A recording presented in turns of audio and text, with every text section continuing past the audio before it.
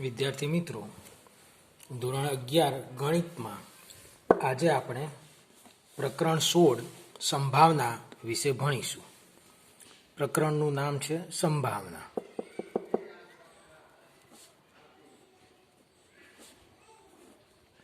તો દરેક મુદ્દા એક એક વારાફરતી જોઈએ. તો સૌથી પહેલી ડેફિનેશન આપણે સમજવાની છે, યાદચ્છિક પ્રયોગ કોને કહેવાય.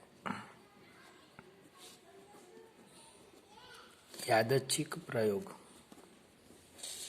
તો યાદચ્છિક પ્રયોગની વાત કરીએ તો જે પ્રયોગના શક્ય તમામ અંતિમ પરિણામ જ્ઞાત હોય પરંતુ કયું પરિણામ ઉદ્ભવશે તે પ્રયોગ થયા પછી નિશ્ચિત કહી શકાય એવા પ્રયોગને યાદચ્છિક પ્રયોગ કહેવામાં આવે છે. એની વ્યાખ્યા લખીએ ને પછી સમજીએ. તો જે પ્રયોગના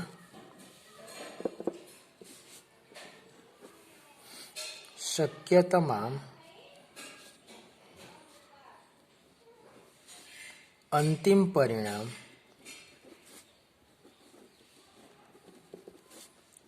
જ્ઞાત હોય પણ કયું પરિણામ મળશે તે પ્રયોગ બાદ જ કહી શકાય તેવા પ્રયોગને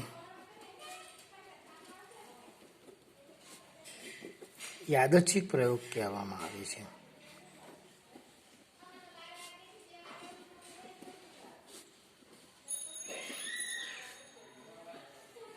હવે આપણે સમજવાનો થોડો પ્રયત્ન કરીએ.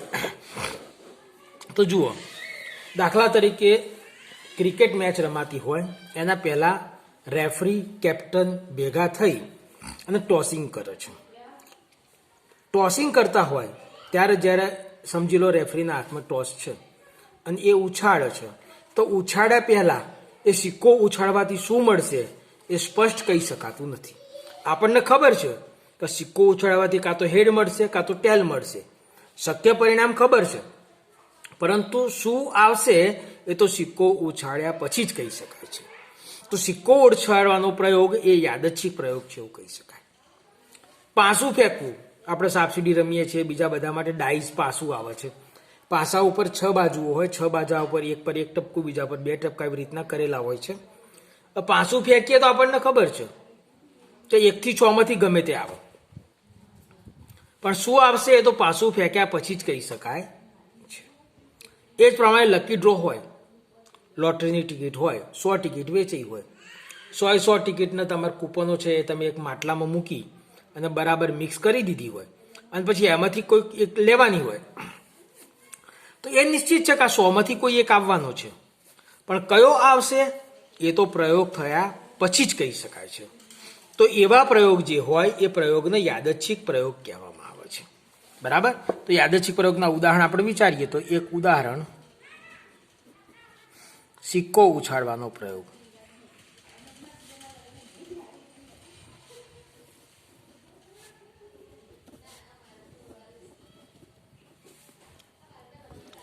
બીજું પાસું ફેંકવાનો પ્રયોગ.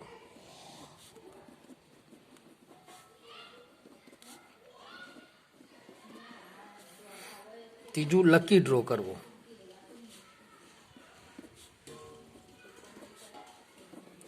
તો આ જે બધા પ્રયોગ છે, આ બધા પ્રયોગો યાદચ્છિક પ્રયોગ કહેવામાં આવે છે.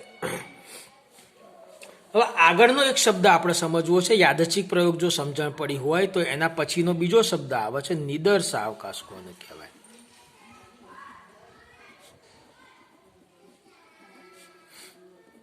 તો નિદર્શાવકાશની વ્યાખ્યાની વાત કરું તો યાદચ્છિક પ્રયોગના, કોઈ યાદચ્છિક પ્રયોગ હોય એ યાદચ્છિક પ્રયોગના શક્ય તમામ પરિણામોને દર્શાવતો ગણ તે પ્રયોગનો નિદર્શાવકાશ કહેવામાં આવે છે.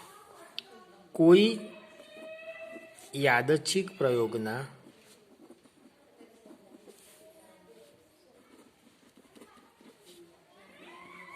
શક્ય તમામ પરિણામો ને દર્શાવતા ગણને તે પ્રયોગનો નિદર્શાવકાશ કહેવામાં આવે છે.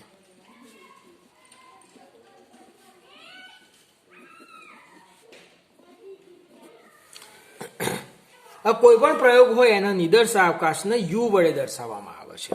તેને સંકેતમાં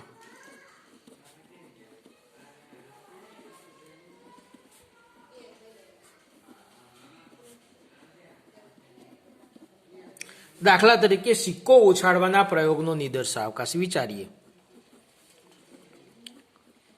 સિક્કો ઉછાળવાનો પ્રયોગ, બરાબર છે. તો આ પ્રયોગની અંદર વાત કરીએ તો સિક્કો ઉછાળીએ તો કાં તો હેડ આવે કાં તો ટેલ આવે. તો શક્ય તમામ પરિણામો 2 થયા. તો આ બંને પરિણામોનો ગણ એનો નિદર્શાવકાશ યુ કહેવામાં આવે છે. દાખલા તરીકે પાસું ફેંકવાનો પ્રયોગ.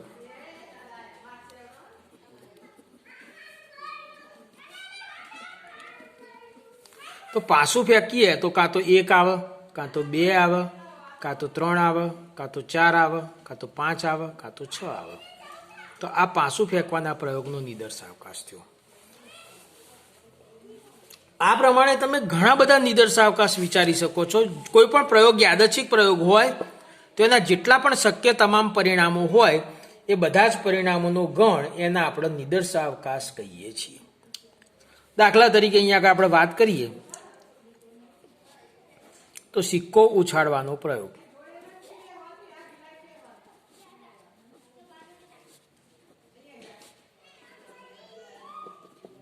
તો આ પ્રયોગનો નિદર્શાવકાશ આપણે શું વિચાર્યો તો કે યુ બરાબર હતું એચ અને ટી. હવે આપણે થોડા ગણની વ્યાખ્યા જોઈએ. તો ગણ એટલે આપણને ખબર છે કે નિશ્ચિત ઘટકોનો સમૂહ. એટલે આ જે નિદર્શાવકાશ છે ગણ છે. હવે ગણ હોય તો એનો ઉપગણ હોય. તો ઉપગણની વાત આવે તો આપણે ગણ ચેપ્ટરની અંદર જોયું હતું. તો કોઈ પણ ગણનો ઉપગણ કોને કહેવાય? તો એક ગણના બધા જ ઘટકો બીજા ગણમાં રહેલા હોય તો એનો ઉપગણ કહેવામાં આવે છે. ઉપગણની અંદર આપણે વાત કરી ઉપગણની સંખ્યા. તો ઉપગણની સંખ્યાનું સૂત્ર હતું 2n ઘાત. બરાબર. અહીંયા આગળ આ જે યુ છે એના ઉપગણ વિશે વિચારીએ તો સૌથી પહેલો ઉપગણ ખાલી ગણ. તો ખાલી ગણ દરેક ગણનો ઉપગણ છે. તો યુના ઉપગણો વિચારીએ તો એમાં ખાલી ગણ એ યુનો ઉપગણ. પછી આપણે વાત કરીએ હેડ. તો એ પણ એક ઉપગણ કહી શકાય કારણ કે જુઓ એચ ઘટક આમાં છે તો આમાં છે એટલે આ એનો ઉપગણ કહેવાય. પછી ટેલ એ પણ એનો ઉપગણ કહેવાય. અને એ જ પ્રમાણે એચ અથવા ટી તો એ પણ એનો ઉપગણ કહેવાશે. એટલે અહીંયા આગળ આ 4 જે છે એ અહીં આ જે નિદર્શાવકાશ છે યુ એના ઉપગણો છે. તો નિદર્શાવકાશ યુના કોઈ પણ ઉપગણને ઘટના કહેવામાં આવે છે. એટલે અહીંયા આગળ આપણે પ્રયોગ કયો વિચારતો કે સિક્કો ઉછાળવાનો પ્રયોગ. સિક્કો ઉછાળીએ તો કેટલી પોસિબિલિટી રહે? તો એક પોસિબિલિટી વિચારી ભાઈ કંઈ ના પડે, સિક્કો ઊભો પડે, કશું જ ના મળવું એટલે ખાલી ગણ. તો ખાલી ગણ એ યુનો તો ઉપગણ છે જ, બરાબર. તો એ યુનો ઉપગણ છે. એચ એટલે કે હેડ પડે તો સિક્કો ઉછાળવાથી હેડ પડી શકે તો એ પણ યુનો ઉપગણ છે. સિક્કો ઉછાળવાથી ટેલ પડી શકે એ પણ યુનો ઉપગણ છે.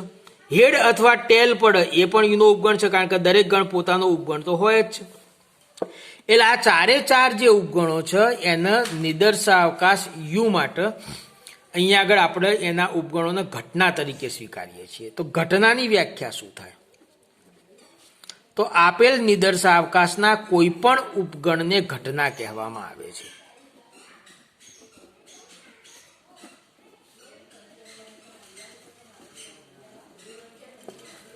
આપેલ નિદર્શાવકાશના કોઈ પણ ઉપગણને ઘટના કહે છે. એટલે અહીંયા આગળ આ જે કશું ના પડ્યું એ એક ઘટના છે. કશું ના પડ્યું એનો અર્થ સિક્કો ઉછાળ્યો પણ કંઈ ના પડ્યું તો ઘટના તો બની જ. સિક્કો ઉછાળવાથી હેડ મળ્યો તો પણ એ ઘટના છે. સિક્કો ઉછાળવાથી ટેલ મળ્યું તો પણ એ ઘટના છે. હેડ અથવા ટેલ મળવું એ પણ ઘટના છે. તો આ ચારે ચાર છે એને ઘટનાઓ કહેવામાં આવે છે. ઘટનાને દર્શાવવા માટે capital A, capital B, capital C વગેરે આલ્ફાબેટનો ઉપયોગ કરવામાં આવે છે.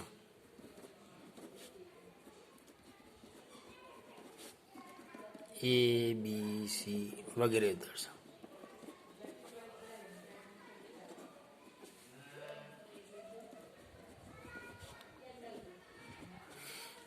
એટલે સૌથી પહેલી આપણે વાત કરી તો યાદચ્છિક પ્રયોગ કોને કીધો? તો જે પ્રયોગના શક્ય તમામ અંતિમ પરિણામ જ્ઞાત હોય પરંતુ કયું પરિણામ મળશે એ પ્રયોગ થયા પછી જ નિશ્ચિત થતું હોય તો એને આપણે યાદચ્છિક પ્રયોગ કીધો. તો યાદચ્છિક પ્રયોગના શક્ય તમામ પરિણામ જ્ઞાત હોય તો બધા પરિણામોનો ગણ બનાવીએ. તો કોઈ પણ યાદચ્છિક પ્રયોગના શક્ય તમામ પરિણામોનો ગણ એને નિદર્શાવકાશ કહીએ છીએ. અને નિદર્શાવકાશનો કોઈ પણ ઉપગણ હોય તો એને ઘટના કહેવામાં આવે છે. હવે અહીંયા આગળ આ જે ખાલી ગણ છે ઉપગણ તો છે જ, તો એ ઘટના તો છે જ, પણ એને કેવી ઘટના કહીએ છીએ? તો જે કદી બનતી નથી એવી ઘટના, અશક્ય ઘટના.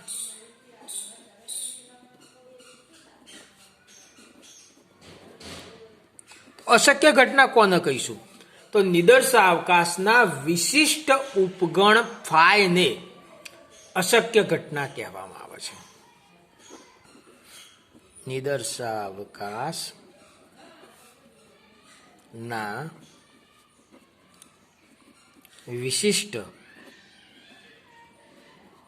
ઉપગણ ફાયને અશક્ય ઘટના કહેવાય છે. નિદર્શાવકાશનો વિશિષ્ટ ઉપગણ ફાય. સિક્કો ઉછાળ્યો કંઈ ના પડ્યું, પાછું ફેંક્યું કશું ના આવ્યું, એ કેવી ઘટના છે? ના બને કદી એવી, અશક્ય, જે શક્ય નથી તેવી. બરાબર. પરીક્ષા લીધી, પરિણામ કશું ના આવ્યું, કંઈક તો આવે જ ને. પરીક્ષા આપીએ તો પરિણામ 0 થી 100 માંથી ગમે તે ગુણ આવે, પરીક્ષા આપી હોય તો કશું જ ના મળવું એનું નામ અશક્ય ઘટના. એટલે અહીંયા આગળ વાત કરીએ તો નિદર્શાવકાશના વિશિષ્ટ ઉપગણ ફાયને અશક્ય ઘટના કહેવામાં આવે છે. અને અશક્ય ઘટનાની સંભાવના શૂન્ય હોય છે. આ એક બીજી બાબત ધ્યાન રાખીશું. આપણે આગળ પણ તમે ભણેલા છો 10મામાં, તેની સંભાવના 0 છે. એટલે P ઓફ ફાય, અશક્ય ઘટનાની સંભાવના 0 થાય. આ એક ખાસ બાબત છે. દાખલા તરીકે સૂર્ય પશ્ચિમ દિશામાં ઉગે એની સંભાવના કેટલી? તો સૂર્ય પશ્ચિમ દિશામાં ઉગે એ અશક્ય ઘટના છે, જે ક્યારેય બનતી નથી. બરાબર છે.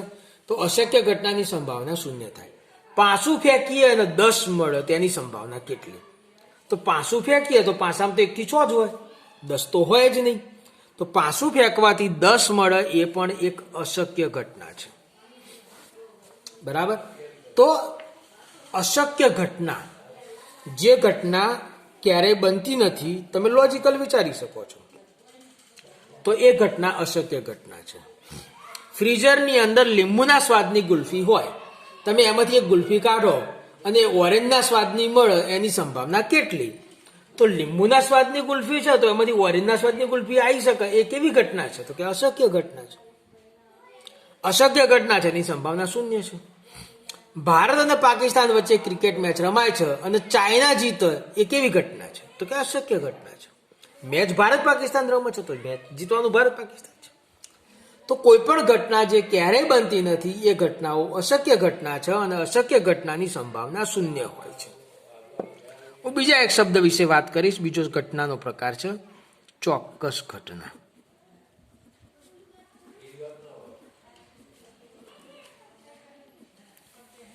તો આપણે જાણીએ છીએ કે દરેક ગણ પોતાનો ઉપગણ હોય છે. તો નિદર્શાવકાશ યુ પણ પોતાનો ઉપગણ હોય જ, એટલે કે યુ એ યુનો ઉપગણ તો છે જ. તો નિદર્શાવકાશના વિશિષ્ટ ઉપગણ યુને ચોક્કસ ઘટના કહેવામાં આવે છે.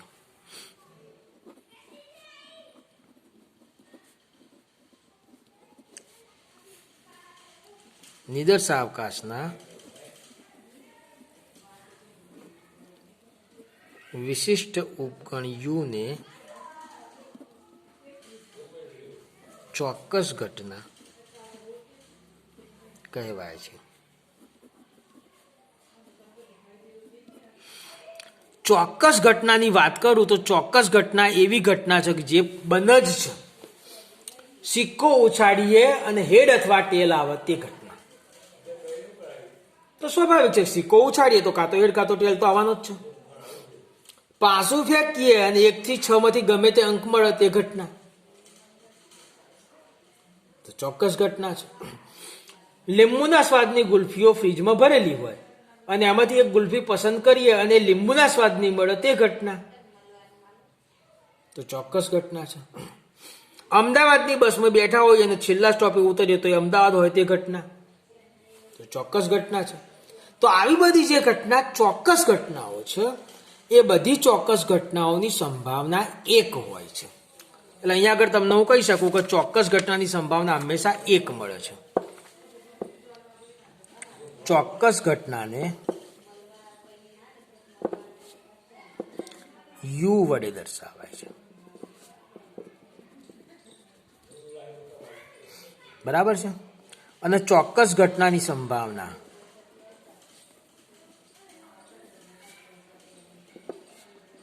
એક છે. એટલે પી of you is equal to 1 થશે. બરાબર. તો આપણે અહીંયા આગળ 2 ઘટનાઓ વિશે વાત કરી. કઈ 2 ઘટનાઓ વિશે વાત કરી? તો કે ભાઈ ચોક્કસ ઘટના અને અશક્ય ઘટના. બરાબર છે. હવે એ સિવાય હું તમને વાત કરું છું પ્રાથમિક ઘટનાઓ. તો જુઓ, હવે આગળ નવો શબ્દ આવે છે.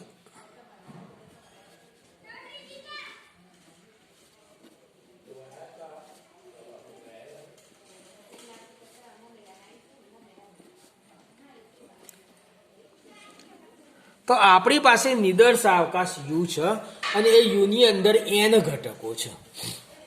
બરાબર છે. હવે નિદર્શાવકાશ યુ છે.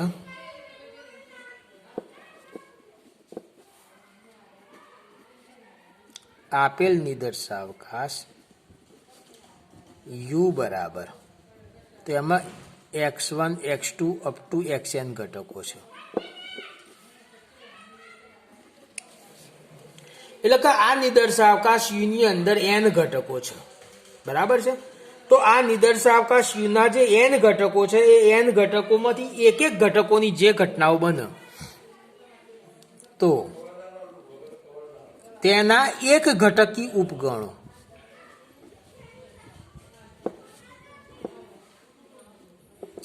એક ઘટકી ઉપગણો એટલે કે એવા ઉપગણ જેમાં એક જ ઘટક હોય. સમજી લો x1 તો એક જ ઘટક, x2 તો એક જ ઘટક, x3 તો એક જ ઘટક, અપ ટુ xn તો એક જ ઘટકો. તો આવા એક ઘટકી ઉપગણોને નિદર્શાવકાશની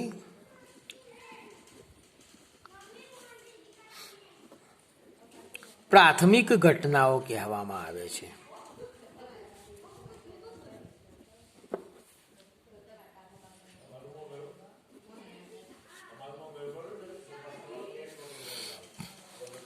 એટલે અહીંયા આગળ એવું કહી શકાય કે કોઈ પણ નિદર્શાવકાશ હોય યુ, બરાબર છે, તો એક ઘટકી ઉપગણો જે મળે છે x1 x2 x3. સમજી લો કે હું ઉદાહરણ લઉં છું કે પાસું ફેંકવું, તો પાસું ફેંકવાની જે ઘટના છે એની અંદર 6 ઘટકો હોય છે, 1 2 3 4 5.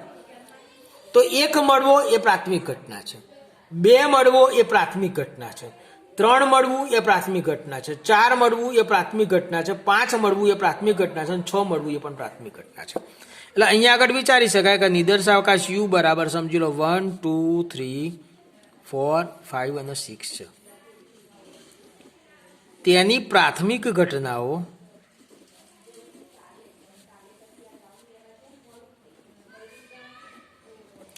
કઈ કઈ થશે? તો કે ભાઈ 1 2 3 4 5 અને 6 છે. દાખલા તરીકે સિક્કો ઉછાળવાનો પ્રયોગ હોય તો એની પ્રાથમિક ઘટનાઓ કઈ કઈ? તો હેડ અને ટેલ 2 પ્રાથમિક ઘટનાઓ થાય. એટલે કે કોઈ પણ પ્રયોગ હોય તો એના એક ઘટકી ઉપગણો જે થાય એ બધા એક ઘટકી ઉપગણો એ એની પ્રાથમિક ઘટનાઓ કહેવામાં આવે છે. બરાબર છે. સિક્કો ઉછાળવાના પ્રયોગની